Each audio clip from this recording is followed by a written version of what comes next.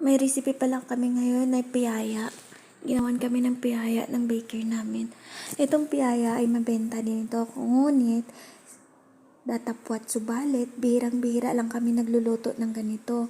So, itong piyaya is paborito ko to, yung bongbong's piyaya. Lagi ko binibili yun sa supermarket sa Manila. Nabibili kasi yun sa mga supermarket tulad ng Robinson and Pure Gold, I think, and SM. So, di ba yun yung pinaka-the best na piyaya na parang pampasalubong from Bacolod. And then, ginawan kami ng baker namin ng piyaya. Mabenta din yan siya, guys. At masarap siya sa Coke, partner.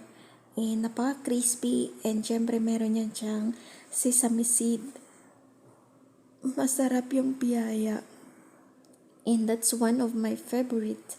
Yung hopya nga, hindi ko favorito yun eh. Pero yung piyaya, kumakain ako niyan. Pero parang lasang hopya na din yan. Kasi inano lang naman yan na parang inano siya. Parang yan, ganyan yan lang siya. Pero the same sila nung hopya na ube. Yung pagkagawa or timplada.